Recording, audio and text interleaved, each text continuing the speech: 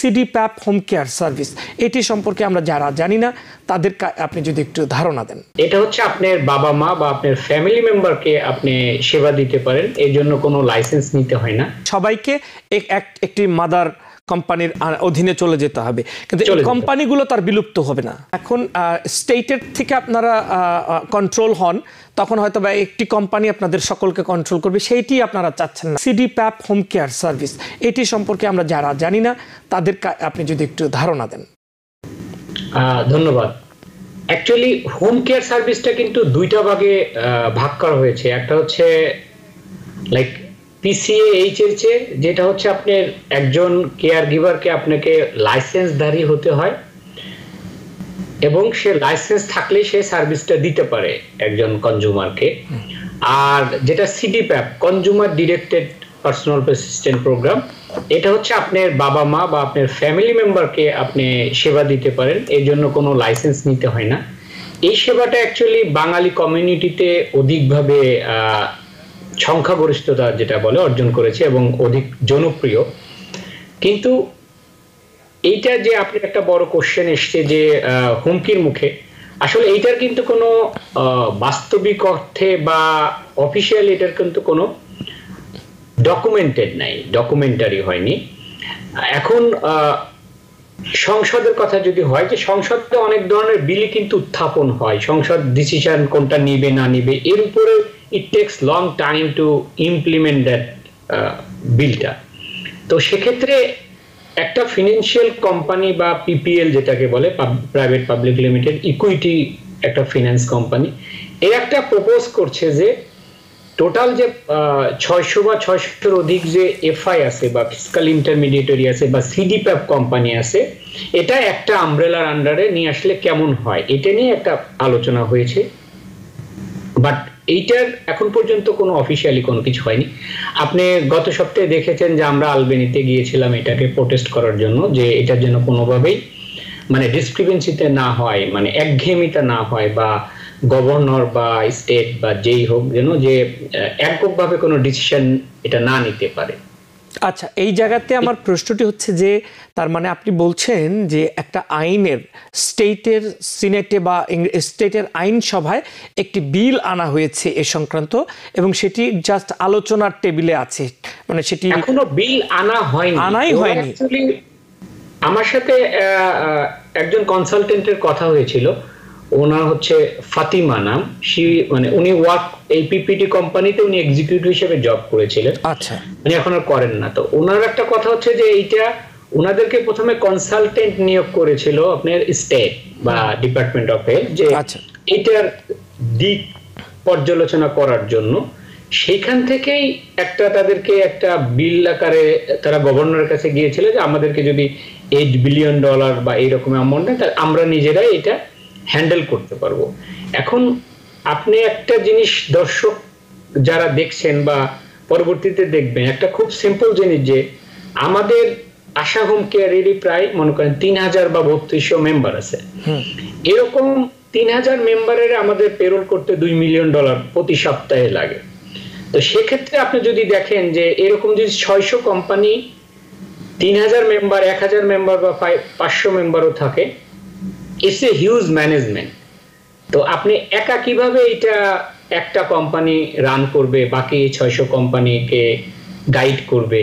তো এই জন্য এটা একটা মানে অযৌক্তিক জিনিস, বা এটা কখনো হবার নয়। আচ্ছা, এটা হচ্ছে ধরুন আমরা ধরে নিলাম, আপনি বলছেন যেটি হবার নয়, মানে এখন এই যে একটি প্রস্তাবই হোক কিংবা একটা প্রাথমিক বিলের ধারণা তৈরি হচ্ছে সেরকমই হোক, তো আপনারা যারা বাংলাদেশি কমিউনিটি কিংবা সাউথ এশিয়ান সবাই মিলে আলবেনিতে গেলেন, কি উদ্দেশ্যে গেলেন বিষয়টি যদি একটু পরিষ্কার করেন। আমাদের মেইন উদ্দেশ্যটা ছিল যে কোনোভাবে যেন আমাদের যারা কনজিউমার বা আমরা যাদেরকে সার্ভিসটা দিচ্ছি তারা যেন কোনো বাধাগ্রস্ত না। কারণ এই বিলটা পাশ হলে আমাদের তো কোম্পানি একটা মাদার কোম্পানির আন্ডারে যাবে, কিন্তু ওনারা কিন্তু এখন যে বাঙালি কমিউনিটি, যেমন আপনি যারা আজকে বাংলায় অনুষ্ঠানটা দেখছে, যখন এটা আমি যদি একটা আমেরিকান কোম্পানির ওনার হই বা আমি ডিটেক্ট করি আপনার একটা কনজিউমারকে, সে কিন্তু অতটা প্রফিট মানে ইজিভাবে সার্ভিসটা কিন্তু নিতে পারবে না। তার একটা কোশ্চেন থাকলে সে একটা ইন্টারপ্রেটার নিতে হয়। একটা বয়স্ক লোক যখন একটা প্রবলেমে থাকে, আমাদের কিন্তু যারা আপনার সার্ভিস এর সাথে সংযুক্ত থাকে, কোঅর্ডিনেটর বা ইনটেক কোঅর্ডিনেটর থাকে, এরা কিন্তু বাংলা ইজিলি বলতে পারে। একটা আঙ্কেল 70 ইয়ার্স, ওনার একটা প্রবলেম, ফোন করে, বাবা আমার টাইম শিটটা আমার ছেলে ক্লকিংটা করতে পারছে না, বা ছেলেটাই বলে আমি করতে পারছি না। আমরা কিন্তু ইজিলি বাংলায় ডিটেক্ট করে প্রবলেমটা সলভ করি উইদিন মিনিটের মধ্যে। এখন এইটাই যদি আপনি একজন বিদেশির আন্ডারে যায় বা একটা বিদেশি কোম্পানি, তো ওখানে আপনার লাইন পেতেই তো আপনি লাগবে হচ্ছে 1 আওয়ার। আপনি একটা ব্যাংকের কথাই ধরে, আপনি একটা ব্যাংকে ফোন করলে একটা সার্ভিস পেতে কতক্ষণ লাগে? 40 মিনিট তো লাইনেই থাকতে হয়। তো আমরা কনজিউমারের স্বার্থ রক্ষা করার জন্য কিন্তু গিয়েছিলাম যে এইটা যেন কোনো অবস্থাতে ইমপ্লিমেন্ট না হয়। আচ্ছা, এই শুধু আমরা না, আপনার এখানে বিদেশি কোম্পানি, যেমন আমি যদি মার্স হোম কেয়ারের নাম করি, ওখানে ওনাদের সবচেয়ে বড় টিম কিন্তু মার্স হোম কেয়ার থেকে গিয়েছিল, ফ্রিডম কেয়ার, যারা বড় বড় কোম্পানি। আমাদের তো মনে করেন 3000 3500, ওনাদের কিন্তু 15,000 মেম্বার 20,000 মেম্বার যাদের আছে, ওরাও কিন্তু গিয়েছিল আমাদের সাথে, এবং ওদের ভূমিকাটাও সবচেয়ে বেশি ছিল। আচ্ছা আচ্ছা, তো এই জায়গাতে যদি এরকম কিছু একটা বাস্তবায়ন হয়, যদি হয়, এটা আপনি বলছেন যে এটি হওয়ার সম্ভাবনা খুবই কম, এবং এটি একটা প্রাথমিক খসড়া প্রতিবেদন বা বিল, এটি এখনও সেখানে উপস্থাপিতই হয়নি, এবং হওয়ার পরে আইনে পরিণত হতে হলো একটা দীর্ঘ প্রক্রিয়া। সুতরাং যদি হয়, তাহলে আপনারা যারা এই ব্যবসা বা এই সেবার সাথে যুক্ত, আপনাদের হাত থেকে কি সেবাটি চলে যাবে, নাকি আপনারাই করবেন অন্য আরেকটি আমব্রেলার অধীনে? অ্যাকচুয়ালি আপনার এইটার শুরু তো আপনার 2020 থেকে আপনারা জানেন যে একবার শুরু হলো যে এফআই কে লিড এফআই করবে। তো ওখানে 65 কোম্পানিকে ডিপার্টমেন্ট অফ হেলথ ওটা চুজ করলো। ওটা ইমপ্লিমেন্ট 2023-22 তেও হয়নি। ওইটাকে আবার রিশাফল করে 130টা কোম্পানিকে তারা চুজ করলো। এখন দেখেন 130টা থেকে এখন তারা যাচ্ছে একটা কোম্পানিকে লিড এফআই দিবে। তার মানে কি, জিনিসটা আপনার 2020 থেকে 2024-এর এপ্রিল, এখন 4 বছরে কিন্তু কিছুই হয়নি, কোথাও যায়নি। মাঝে মাঝে একটা করে মানে ভয়ের তৈরি হয়। তো এখন যদি ইমপ্লিমেন্ট, মানে আপনার আমেরিকান সিস্টেমটা কি, আপনাকে একটা জিনিস করতে হলে পারে এর এগেইনস্টে লসুট করে, এর এগেইনস্টে মানে কেস করে। তো দেখা যায় যে একটা 650 কোম্পানির মধ্যে যদি একটা কোম্পানি লসুট করে, গভর্নমেন্ট কিন্তু এটা করতে পারবে না, ইস্যু করতে পারবে না বা ইমপ্লিমেন্ট করতে পারবে না, যতক্ষণ পর্যন্ত আপনার ওই লসুটটা ক্লিয়ার না হয়, ডিক্লেয়ার না হয়। তো ওই পরিপ্রেক্ষিতে আমি বলি এটা হওয়ার সম্ভাবনা 0। যদি হয়, যদি হলে 650টা কোম্পানি একটা কোম্পানির আন্ডারে যেতে হবে আপনার। বুঝতে পারছি, মানে সবাইকে একটি মাদার কোম্পানির অধীনে চলে যেতে হবে, কিন্তু এই কোম্পানিগুলো তার বিলুপ্ত হবে না। না, কোম্পানি বিলুপ্তর তো কোনো স্কোপ নাই। তাহলে আপনি তো সেক্ষেত্রে আপনার প্রতিষ্ঠানের সাথে যারা যুক্ত, আপনি তো আপনার প্রতিষ্ঠানের সদস্যদেরকে সেবা দিচ্ছেনই আপনার মতো করে। হ্যাঁ, এরকম কোনো সিস্টেম বা কোনো কথা হয়নি যে আমার মেম্বারগুলো আমি আপনাকে এবিসি যে মাদার কোম্পানি হবে তাকে দিয়ে দেবো, এরকম কিন্তু কোথাও লেখা নাই যে আপনি মেম্বার। এখন সে আশা হোম কেয়ারের থেকে অথরাইজেশনটা আশা হোম কেয়ারে আসছে, ওই অথরাইজেশনটা তো আর এবিসি হোম কেয়ারে যাবে না। মানে এখন স্টেটের থেকে আপনারা কন্ট্রোল হন, তখন হয়তো বা একটি কোম্পানি আপনাদের সকলকে কন্ট্রোল করবে, সেইটি আপনারা চাচ্ছেন না, ব্যাপারটি কিরকম? সেটা আমরা চাচ্ছি না। সেক্ষেত্রে ক্ষতিগ্রস্ত কিন্তু আমরা। তো ধরেন একটা কনজিউমারকে সার্ভিস দেওয়া হয়তো 20 সেন্ট আমাদেরকে বা 10 সেন্ট বা 15 সেন্ট প্রফিট থাকে, কিন্তু স্বার্থটা কিন্তু কনজিউমার এবং পিএ যারা, ওনাদেরই কিন্তু মেজর পোরশন থাকে। তো আমরা ওনাদের জন্য কিন্তু ফাইট করছি। আচ্ছা, এর বাইরে অতীতেও কিন্তু এটা ছিল, অতীতেও আমরা এটা ফাইট করছি, অতীতেও আলবেনি গিয়েছি। তো টিল নাও ওই একই ধারাবাহিকতা আছে, বাট কোনো ইমপ্লিমেন্ট নেই। আচ্ছা আচ্ছা আচ্ছা, তার মানে আপনার কথা থেকে আমরা অন্তত এটুকু বুঝতে পারছি যে এটির ব্যাপারে তেমন কোনো অগ্রগতি নেই। তবে মাঝে মধ্যে যেহেতু আলোচনায় আসে, আপনারাও আপনাদের সেই কার্যক্রম বা প্রোটেস্ট সেটি অব্যাহত রেখেছেন। তো এই জায়গা থেকে আপনার কাছে জানতে চাই যে হোম কেয়ার সেবায় আর কি কি গুণগত পরিবর্তন বা পরিবর্তন এসেছে, যেটি আমাদের যারা গ্রাহক কিংবা নতুন গ্রাহক, সম্ভাব্য গ্রাহক কিংবা গ্রাহক না এমনিতেই জানা দরকার? এটা খুবই গুরুত্বপূর্ণ আলামিন ভাই। সেটা হচ্ছে যে আপনার গুণগত কিন্তু অনেক ধরনের একটা পরিবর্তন এসছে, যেটা আপনি বাহ্যিকভাবে আমরা দেখতে পাচ্ছি না। সবচেয়ে ইন্টারেস্টিং জিনিস হচ্ছে যে আগে আপনার যে আওয়ারটা আপনার 2টা অ্যাসেসমেন্টের মাধ্যমে নির্ধারণ করত। এখন কিন্তু 3টে অ্যাসেসমেন্ট করে, 2টা অ্যাসেসমেন্টই করছে স্টেট, একটা আপনার অ্যাডমিনিস্ট্রেটিভ আর একটা ক্লিনিক্যালি। তো ওখান থেকে কিন্তু ওরা পয়েন্ট নির্ধারণ করে দেয় যে তুমি কয় ঘন্টা পাবা। আগে যে ক্লায়েন্টটা 40 ঘন্টা পেত, সেই ক্লায়েন্টটাই এখনই কিন্তু সেম সার্ভিসে সে 20 ঘন্টা পাচ্ছে বা 15 ঘন্টা পাচ্ছে। এটা কিন্তু অনেক বড় ধরনের একটা পরিবর্তন এসছে, যে অনেক মানে আপনার ফিজিক্যালি ওরা এটাকে ব্রাশ আপ করে আওয়ারটা নির্ধারণ করে। আগে যেমন আপনি একটা এমএলটিসি থেকে যদি 30 ঘন্টা পান, আর একটা এমএলটিসি কে আপনি বলতেন আমি 40 ঘন্টার জন্য আপিল করতেছি, যদি আপনি 40 ঘন্টা দেন তাহলে আসবে। এখন কিন্তু ওই সুযোগ নাই। ওরা পুরাতন প্ল্যান অফ কেয়ারটা দেখে যে আপনার অ্যাকচুয়ালি নিড কতটুকু ছিল, আপনি ততটুকুই পাবেন, কম বেশি পাওয়ার কোনো আপনি সুযোগ নাই। আচ্ছা, আরেকটা জিনিস আমি অ্যাড করে দেই, সেটা হচ্ছে যে আগে যেমন আপনার মেডিকেটটা এতটা কড়াকড়ি বা রিনিউয়াল সিস্টেমটাকে অটো রিনিউ করে, এখন কিন্তু আপনার 90% দেখা যায় মেডিকেট মানে প্রফেশনাল ওয়েতে আপনাকে রিনিউ করতে হয়। এটা অনেকেই জানেন। আমি আপনাদের মাধ্যমে মিনিমাম 5টা অনুষ্ঠানে বলেছি যে মেডিকেটটা কিন্তু ক্যান্সেল হচ্ছে বিকজ অফ একটু ভুল ধারণার জন্য, বা আমরা চিঠিটা দেখছি না, ওনার সার্ভিসটা কিন্তু বন্ধ হয়ে যাচ্ছে। আর সার্ভিস একবার বন্ধ হলে এত সহজে কিন্তু এখন সার্ভিসটা চালু হচ্ছে না, ইটস এ হিউজ প্রসেসের মধ্যে দিয়ে গিয়ে আপনাকে সার্ভিসটা পেতে হচ্ছে। আচ্ছা আচ্ছা, সেটি একটা উদ্বেগের ব্যাপার, আমি যেটি বুঝতে পারছি। তো সেই জায়গা থেকে আমরা প্রায়ই শুনি যে ঘন্টা অনুযায়ী 5 দিন হয়তো 5 ঘন্টা করে, 3 ঘন্টা করে 2 দিনের জন্য দেওয়া হচ্ছে। আবার তাদের কাছ থেকে গ্রাহকরা ভাবছেন যে তাদেরকে 7 দিনের জন্য কেন দেওয়া হচ্ছে না। হয়তোবা কেউ কেউ মানে ডিজার্ভ করে 7 দিন, তো আবার কেউ হয়তোবা 3 দিন ডিজার্ভ করে, সে চাচ্ছে 4 দিন 5 দিন।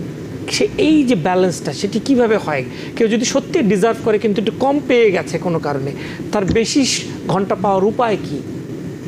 আপনাকে অ্যাকচুয়ালি আপনি কতটুকু ডিজার্ভ করেন এটা ডিপেন্ড করে এখন তার অ্যাসেসমেন্টের উপরে, তার স্কোরের উপরে। কারণ ওখানে একটা যে আপনাকে আমি একটু আগে বলছি একটা স্কোর নির্ধারণ করে, ওই স্কোরের উপরে আপনার আওয়ারটা নির্ধারণ করে দেয়। আর এখন আপনি যেহেতু ওরা অ্যাডমিনিস্ট্রেটিভ একটা প্রায় ক্লিনিক্যাল 3 ঘন্টা অ্যাসেসমেন্ট করে, আপনার আগে যেটা করতো 15 মিনিটস টু 20 মিনিটস, এখন সেখানে 3 ঘন্টা আপনাকে অ্যাসেসমেন্ট করে। 3 ঘন্টা অ্যাসেসমেন্ট করার জন্য আপনাকে ওদের যে পরিমাণ শাফলিং করতে হয়, মেডিকেশন থেকে শুরু করে তার ফিজিক্যালি সে হাত উঠাতে পারে কিনা, তো এখানে কোনো অবস্থাতে আপনি কিন্তু মানে দিতে পারতেছেন না, মানে কোনো অবস্থাতে আপনি স্কেপ করতে পারছেন না যে আমার আওয়ার দরকার 40 ঘন্টা, আপনি আমার ক্লিনিক্যালি বা দেখে 3 ঘন্টা করে আমাকে দিলেন আপনি 15 ঘন্টা, তার মানে আপনি 15 ঘন্টায় ডিজার্ভ করেন। আগের এই ধারণাটা অনেক চেঞ্জ হয়েছে এখন। আচ্ছা, আরেকটি হচ্ছে যে সঠিকভাবে সিডিপ্যাপ কার্যকর হচ্ছে কিনা, লাইক যাদেরকে সেবা দেওয়া হচ্ছে তারা পাচ্ছে কিনা, যারা সেবা দিচ্ছেন তারা আসলে সেই কোয়ালিটির অর্জন করে সেবা দিতে পারছেন কিনা, এই সব কিছুর মনিটরিংটা নিয়ে নানা ধরনের অভিযোগ সবসময়ই থাকে। কতটা তদারকি করা হচ্ছে আসলে প্রপারলি? আপনাকে একটা জিনিস আপনাদের মাধ্যমে আমি এটা বলে দিতে চাই যে অ্যাকচুয়ালি যে তদারকি হচ্ছে না বা তদারকি হয়নি, এটা কিন্তু আমরা বাঙালি কমিউনিটির কিছু কিছু ধারণা, ভুল তথ্য মানুষকে স্প্রেড করি। সেটাই আমি যতটুকু দেখেছি, আমাদের তো আপনার 6টা এমএলটিসি 7টা এমএলটিসি আমার অল্টারনেট এভরি মান্থে কিন্তু আমার ইনস্পেকশন থাকে। ওরা এখন কিন্তু all of a sudden inspection করছে। যে আরেকটা সবচেয়ে যেটা স্টেটের আপনি পজিটিভ দিক বা ডিপার্টমেন্ট অফ হেলথ, ওরা কিন্তু এখন মানুষের বাসায় যাচ্ছে। আপনার মাধ্যমে এটা আপনি যত রিপিট করুন মানুষ জানবে যে একটা ডিপার্টমেন্ট অফ হেলথের একটা নার্স আপনার একটা ক্লায়েন্টের বাসায় যাচ্ছে, যে আসলে কি ওই সময়টাতে আপনি সার্ভিস পাচ্ছেন কিনা। আমাদের ক্লায়েন্টের বাসায় কিন্তু গিয়েছে এবং এটা তারা নোট করে নিয়ে যাচ্ছে যে কয় ঘন্টা থেকে কয় ঘন্টা সার্ভিস দিচ্ছে। আসলে 30 ঘন্টা আপনি অথরাইজেশন আছে, 30 ঘন্টা কি আপনার ছেলেটা আপনার সার্ভিস দিছে কিনা, ওটা কিন্তু বাসায় গিয়ে তারা এখন মনিটরিং করছে, মানে রিসাপোর্ট করছে, যাতে কোনো অবস্থাতে এটাতে দুর্নীতি বা অনিয়ম না হয়। আচ্ছা, আরেকটি প্রশ্ন হচ্ছে যে কতদিন অ্যাবসেন্স থাকলে, মানে এই দেশের বাইরে থাকলে এটি ক্যান্সেল হয়ে যায় এবং ফিরে এসে এটি পাওয়ার ক্ষেত্রে কত মানে সহজ হবে কিনা, কাজটা কতটা জটিল? না, সবচেয়ে মেইন জিনিসটা হচ্ছে আপনার 28 দিন হচ্ছে অফিসিয়াল ভাবে নিয়ম, যে আপনি 28 দিনের মধ্যে যদি কনজিউমার বাইরে থাকে, দেশের বাইরে থাকে, তাহলে অটোমেটিক্যালি তার সার্ভিসটা বন্ধ হয়ে যাবে। আগে যেমন সার্ভিসটা অন হোল্ড থাকতো, আপনি যখন আসবেন সার্ভিসটা রিজিউম করতো, আপনাকে কোনো ইন্টারভিউ ফেস করতে হচ্ছে না। এখন কিন্তু ওরা আপনি যেদিন যাবেন আমাদেরকে একটা কমিউনিকেশন নোট বলে, এই জিনিসগুলো দেখেন অনেক ইম্পর্টেন্ট কিন্তু, যে আপনি কমিউনিকেশন নোটে অফিসিয়ালি লিখে দিচ্ছেন যে মেম্বার বাংলাদেশে যাচ্ছে বা আউট অফ সার্ভিস এরিয়াতে যাচ্ছে, 28 তারিখে 28 এপ্রিল যাচ্ছে, 24 মে সে ফিরে আসছে, আমাদেরকে কমিউনিকেশন নোট দিয়ে দিতে হয়। যদি 26 মে সে না ফিরে আসে, 27 বা 28 মে কিন্তু তার সার্ভিস অটোমেটিক্যালি বন্ধ করে দিচ্ছে, এবং সার্ভিস বন্ধ করে শুধু না, তার মেডিকেটটাও তারা ক্যান্সেল করে দিচ্ছে। তো আপনি যখন ফিরে আসছেন আপনাকে প্রথমে মেডিকেট করতে হচ্ছে, সেকেন্ড হচ্ছে আপনাকে 3টে অ্যাসেসমেন্টের মধ্যে আবার যেতে হচ্ছে, ইট টেকস অ্যানাদার 2 মান্থস। এবং আগে যদি আপনি 20 ঘন্টা পেতেন, আপনি কোনো অবস্থাতে এখন 20 ঘন্টা পাবেন না, সেক্ষেত্রে আপনাকে তারা 15 ঘন্টা দিবে বা 12 ঘন্টা দিবে। আচ্ছা, 28 দিন হচ্ছে এটি, কিন্তু 28 দিন যে এই মেম্বার যে নাই, এটা যদি মেম্বার না জানায় তাহলে কি হবে? না, কারণ মেম্বারকে তো জানাতেই হবে, কারণ হচ্ছে আপনি যে টাইম শিটটা দিচ্ছেন, বা এখন তো 90% আবার কিন্তু ক্লক ইন ক্লক আউট আমাদের এটা, আমরা কিছু পার্সেন্টেজ যারা নিতান্তই করতে পারে না ক্লক ইন, তারা আপনি 100 ফিটের মধ্যে যদি না থাকেন তাহলে কিন্তু ক্লক ইন করতে পারবেন না। মেম্বার বাংলাদেশে আপনার পিএ আমেরিকাতে, তাহলে আপনি ক্লক ইন হবে না, বা আপনি একজন জ্যাকসন হাইট আর একজন জ্যামাইকা, আপনি ক্লক ইন করতে পারবেন না। এই জন্য বলছি যে ওরা অনেক কিছু কিন্তু এখন ট্রান্সপারেন্ট ওয়েতে নিয়ে আসছে, সিটি বাই স্টেট বা আপনার মেডিকেট। আমাদেরকে তো এভরিডে আমরা কোনো না কোনো ইন্সপেকশনের মুখোমুখি হই, কোনো না কোনো কোশ্চেনের মুখোমুখি হই, কারণ এমএলটিসি যেটা বলে ম্যানেজ লং টার্ম কেয়ার, এটা কিন্তু আমাদের মাদার হিসেবে আছে এখন। তারা কিন্তু আমাকে পুরোটাই অক্টোপাসের মধ্যে ঘিরে রাখে, যে সারাদিনই তাদের কোনো না কোনো আপনার জবাবদিহিতা করতে হয় প্রত্যেকটা পেশেন্টের জন্য। অসংখ্য ধন্যবাদ। একেবারে শেষের দিকে আছি, এই টপিকটার উপরেই আমরা বেশ কিছু প্রশ্ন আজকে করেছি এবং আপনি চমৎকারভাবে ব্যাখ্যাগুলো করেছেন। আমার মনে হয় আজকে শেষের দিকে যদি দর্শকদেরকে আর কিছু বলতে চান। আমি আপনাকে একটা জিনিস অ্যাড করে দিই, যে কিছু কিছু বাঙালি মিডিয়াতে আমি দেখেছি যে ওনারা নিউজটাই এরকম করছে যে 135টা কোম্পানি বা 125টা কোম্পানি লিড হয়ে ছিল, তারা অন্য কোম্পানিগুলোকে লিড করছে। আসলে এই তথ্যটা কিন্তু রং। আমি আশা হোম কেয়ারের ওনার, আমি আমার মতো কিন্তু কোম্পানি রান করছে, আমাকে কেউ লিড করছে না বা আমাকে কেউ মনিটর করছে না, কোনো বাংলাদেশ বা কোনো লিড কোম্পানি। এই যে নিউজ পেপারগুলো নিউজটা ছাপে, একটু আমার মনে হয় ওনারা যদি আরেকটু যথার্থ জেনে বা কোনো ডকুমেন্টারি দেখে তারপরে ছাপে, তাহলে কিন্তু মানুষ বিভ্রান্ত হয় না। আচ্ছা, ক্রস চেক করবার জন্য তারা বলে দিচ্ছে ওকে আমরা লিড করছি বা আমরা মনিটরিং করছি, এই ধরনের তথ্যগুলো ভুল তথ্য আসলে। আচ্ছা, আমি আপনার মাধ্যমে রিকোয়েস্ট করব ওনাদেরকে যেন ওনারা সংবাদটা ছাপার সময় একটু দেখে নেয়, কাগজটা দেখে নেয়। আপনাকে ধন্যবাদ। আরেকটা বলি যে আপনারা যারা বাসা থেকে সার্ভিস নিচ্ছেন, আপনাদের বাসায় যদি ডিপার্টমেন্ট অফ হেলথ থেকে কেউ যায়, অবশ্যই আপনি সত্য ইনফরমেশন দিবেন, এখানে লুকোচুরি করার কিছু নাই।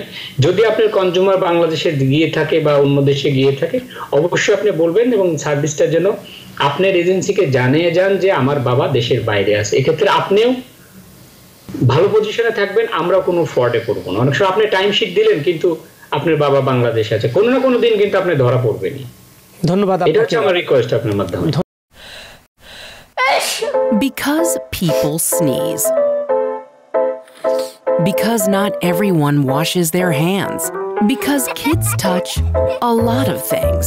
Set a date to get your flu and COVID shots and RSV if eligible. Because if you're wondering, should I get my flu and COVID shots? Think about other people. Learn more at nj.gov/health/vaccines. New York থেকে সম্প্রচারিত TVN 24 television বিশ্বজুড়ে বাঙালির কণ্ঠস্বর।